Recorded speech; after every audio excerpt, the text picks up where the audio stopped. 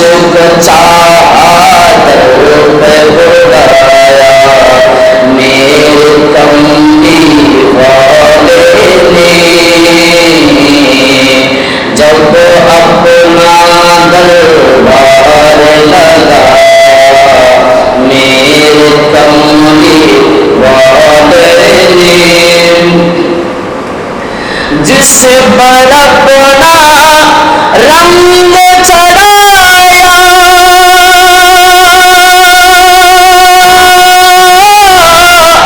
मेरे कमली वाले ने जिस पर अपना रंग चढ़ाया मेरे कमली वाले ने दादा फरीद और ख्वाजा बनाया दादा फरीद और ख्वाजा बनाया मेरे कमली वाले ने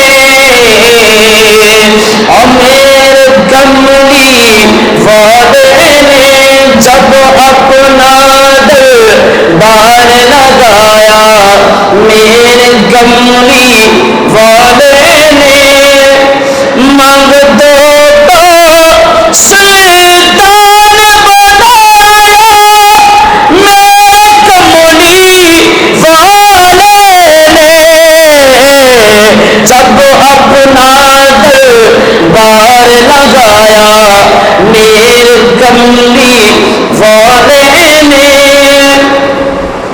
उनका ज़िक्र करते करते निगाही जब आई मुझको अपना जलवा दिखाया मुझको अपना जलवा दिखाया मेरे कमली वाले ने मेरे कमली वाले ने जब अपना दरबार लगाया मेरे कमली वाले ने मांग दो तो सुल्तान बनाया मेरे कमली वाले ने जब अपना दरबार लगाया मेरे कमली वाले ने अल्लाहुम्मा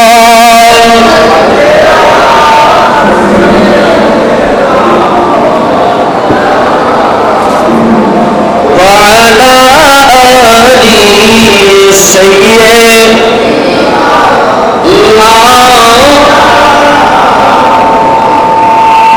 अल्हम्दुलिल्लाह व शुक्रुल्लाह আল্লাহ দরবারে শুকর আদায় করছি যে রব্বুল আলামিন আমাদেরকে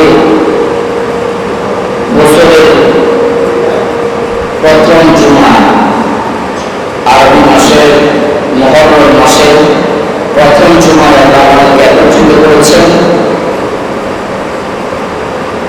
হাজার হাজার মেডিকেলে শুয়ে আছে এরকম বান্দাদের থেকে বাছাই করে আমাদেরকে আল্লাহর মসজিদে আসার তৌফিক দান করেছেন এজন্য রব্বুল আলামিনের দরবারে শুকর আদায় একটিবার আওয়াজ করে আলহামদুলিল্লাহ যে রাসূল আমাদেরকে এত সুন্দর দিন ইসলাম দিয়েছেন রাসূল পাকের শুকর আদায় একটিবার আওয়াজ করে ইয়া রাসূলুল্লাহ যে আহলে বাইতের কারণে আমরা ইসলাম পেয়েছি এই আহলে বাইতের শুকর আদায়তে একটিবার আওয়াজে বলি ইয়া হাসান ইয়া হুসাইন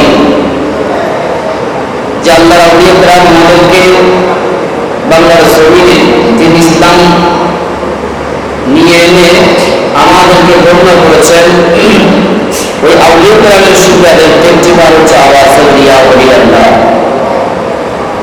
ওই যে কালামুল শরীফের একটু আয়াত আমি তেলাওয়াত করছি আল্লাহ রাব্বুল আলামিন বলছেন বিসমিল্লাহির রহমানির রহিম ওয়া'লামু আন্নাল্লাহা মা'আল মুত্তাকিন আল্লাহ বলে ওরে আমার বান্দারা আমি রব্বুল আলামিন যারা খোদাবিহু যারা আল্লাহকে ভয় পায় আল্লাহর ইবাদত করে আমি আল্লাহ বলে তাদেরকে আমি সাহায্য করে থাকি। সুবহানাল্লাহ। এই আয়াতের প্রসঙ্গে ইবনে মাসউদ কিরাম বলেন, কারবালার যে আলোচনা সেই ধারাবাহিকতা ভাবে আজকে আমরা কারবালার মূল প্রেক্ষাপটের ভিতরে ঢুকে যাব। প্রথমত এদিক সেদিক যাওয়ার একেবারে সময় দায়ী, সময় সংক্ষিপ্ত, আমি সোজাসুজি চলে যাচ্ছি। হযরতে আমিরে মুআবিয়ার ইন্তেকালের পরে তেনার বেটা ইয়াজিদ খেলাফতের দায়িত্ব জোর করে নিয়ে নিল। নিয়ে নেওয়ার পরে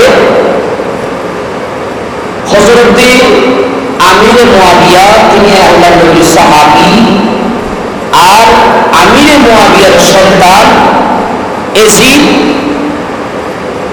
এই ইয়াজিদ যখন খেলাফতের দায়িত্ব নিল, নেওয়ার পরে ইয়াজিদ হুকুম করল মদিনায় প্রত্যেকটা মুরব্বীদের থেকে, আমি ইয়াজিদের পক্ষ হয়ে তোমরা সবাই বায়াত নিয়ে নাও, বিশেষ করে ইমাম হুসাইনের কাছে গিয়ে আমি ইয়াজিদের পক্ষে বায়াত গ্রহণ করে নাও।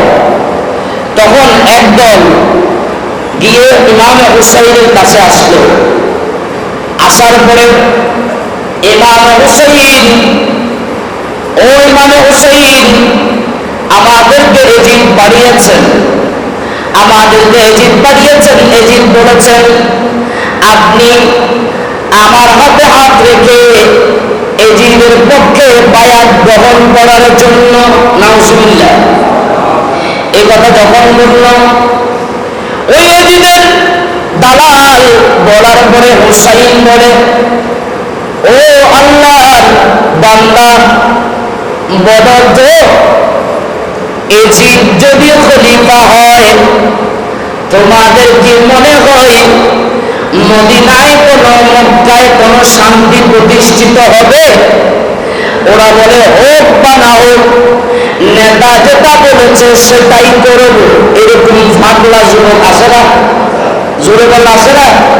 নেতায় যাই বলে তাই হবে, অন্যায় হোক সেটা দেই হোক সেটা যেটাই হোক, আগে মাইক তারপরে কথা। আছে না এরকম পাগলা যুবক? এটা বলে আগে যেটাই হবে, দল তো আমার, সমস্যা নাই। তো এই ব্যক্তি যে বলতে লাগলো, হুসাইন আপনি যদি বায়াত গ্রহণ না করেন, ইয়াজিদের পক্ষে ঘোষণা আসছে, আপনাকে কতল করার ঘোষণা আসছে। হুসাইন বলে তুমি ইয়াজিদকে বলে দিও ইয়াজিদ কখনো খেলাফতের যোগ্য নাই, যোগ্য যদি কেউ থাকে সেটা হলাম আমি, মদিনার নবীর কলিজার টুকরা হুসাইন। আমার বাবারা ভাইয়েরা, হুসাইনের পরে এখানে আর কেউ নাই খেলাফতের দায়িত্ব নিবে, এরকম আর কেউ নাই। এই অবস্থার মধ্যে ইমাম হুসাইন চলে গেল। খেলাফতের দায়িত্ব না নেওয়া, ইয়াজিদের দায়িত্ব নেওয়ার পরে ইমাম হুসাইনের কাছে মদিনার নবীর নাতি ইমাম হুসাইনের কাছে কুফা থেকে অসংখ্য অগণিত অনেক ঘটনাকে সংক্ষিপ্ত করে ঢুকাই দিচ্ছি, আপনাদেরকে নিয়ে যাচ্ছি কারবালার দিকে। ইমাম হুসাইনের কাছে অসংখ্য অগণিত চিঠি আসতে শুরু হলো। চিঠির মধ্যে লেখা আছে, ওগো আমিরুল মুমিনিন, আমরা ইয়াজিদের কাছে বায়াত গ্রহণ করব না, কারণ হলো ইয়াজিদ নাপাক, ইয়াজিদ কখনো পাক হতে পারে না। ইয়াজিদ যদি খেলাফতের কাছে খেলাফতের দায়িত্ব পায়, এখানে মারামারি, মদ, জুয়া, আহাজারি এগুলা বেড়ে যাবে। এজন্য ইয়াজিদের কাছে আমরা বায়াত গ্রহণ করব না।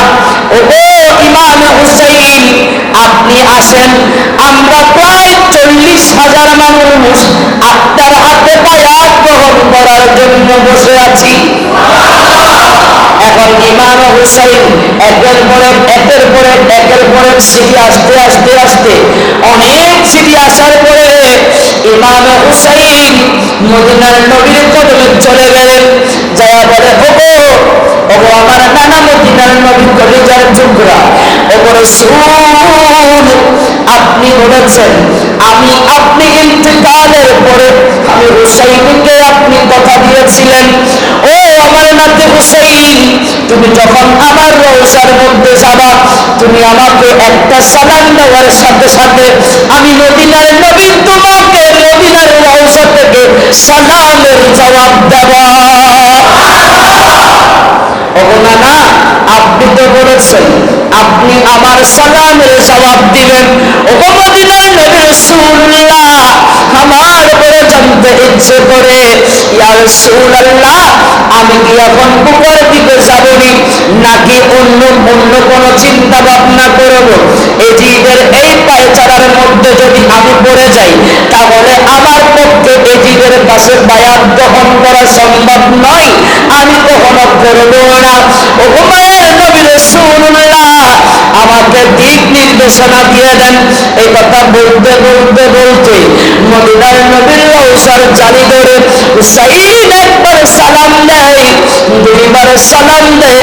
দুইবার সালাম দেওয়ার পরে হুসাইন বলে, নানা, অন্য সময় তো আপনি একবার সালাম দিলে আমার জবাব শুনতেন, আমাকে জবাব দিতেন, আজকে কেন আপনি হুসাইনের সালামের জবাব দেন না? আমার বড় জানতে ইচ্ছে করে। ওগো মায়ের নবী, আমি আরেকবার সালাম দিচ্ছি। আবার সালাম দিলেন মদিনার নবী রাসূলুল্লাহ। ওই সালাম তিনবার শোনার পরে হুসাইন মনে মনে ভাবতে লাগলো, আমার নানা আমার সাথে মনে হয় কোনো রাগ করেছে। হুসাইন কান্না করতে করতে করতে করতে জালি ধরে যখন ঘুমিয়ে গেল, মদিনার নবী সবকে ঘরে আইসা বলে, ও হুসাইন, হুসাইন রে, ও আমার কলিজার টুকরা হুসাইন, তুমি কষ্ট করেছো,